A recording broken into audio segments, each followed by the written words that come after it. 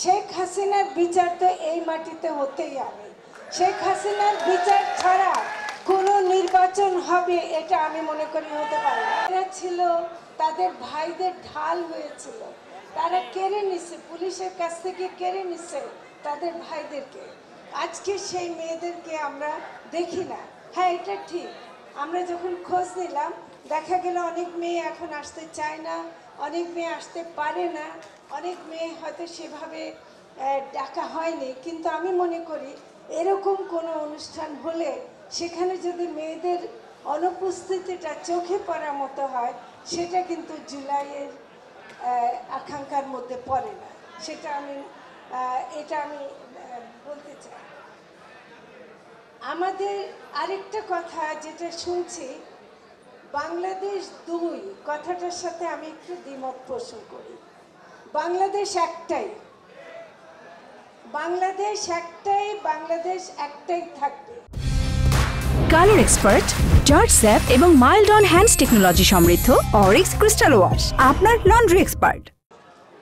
এবং এই বাংলাদেশ কেন সত্যিকারের বাংলাদেশ হয়ে উঠতে পারে নাই, সেটার জন্যই আমাদেরকে 24-এ এইরকম কষ্ট করতে, রক্ত দিতে হয়েছে।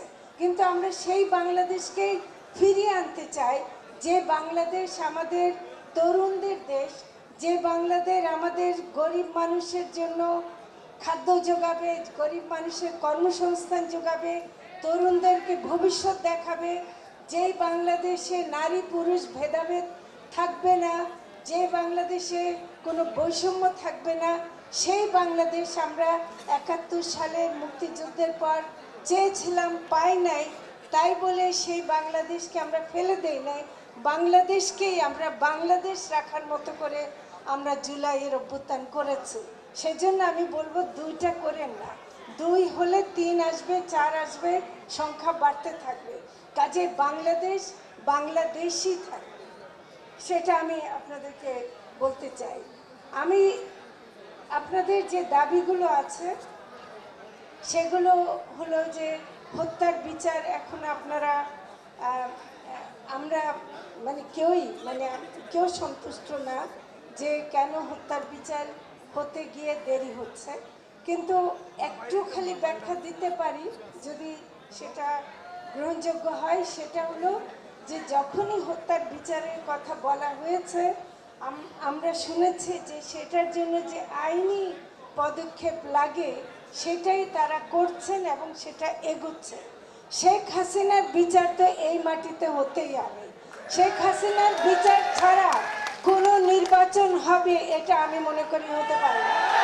শেখ হাসিনার বিচার, শেখ হাসিনা এমন একজন যে তাকে যদি বিচার করতে না পারে, তাহলে এই দেশের নির্বাচন হওয়া বা অন্য কোনো সরকার আসা, তাদের হাতে বিচারের ভার ছেড়ে দেয়া এই অন্তর্বর্তীকালীন সরকার তা করতে পারে না। এটা করতে আমরা কোনো মতে আমরা একমত হব না। তো কাজে এই বিচার আমরা যেন করতে পারি, সেটার জন্য আপনারা মাঠে আছেন, আমরা আপনাদের সাথে আছি, আমরা এটা থাকব। আমরা যে চিকিৎসার সুযোগ সুবিধা আপনারা চাচ্ছেন সেটা যেন দিতে পারি, আমাদের স্বাস্থ্য মন্ত্রণালয়ের পক্ষ থেকে বলা হয়েছে। তবে একটা কথা আমি একটু যদি না বলি, আমাদের আসাদুজ্জামান রিপন সাহেবও বলেছেন এবং আরও অনেকে বলছেন যে আমাদের স্বাস্থ্য উপদেষ্টাকে কেন্দ্র করে আসলে কিন্তু এটা শুধু একজন উপদেষ্টার স্বাস্থ্য ব্যবস্থা। আপনার ডক্টর সাইদুর রহমানের কাছ থেকে শুনেছেন স্বাস্থ্য ব্যবস্থাটাকে পুরো লুটে পুটে খাওয়া হয়েছিল, স্বাস্থ্য ব্যবস্থায় কোনো কিছু রাখা হয়নি।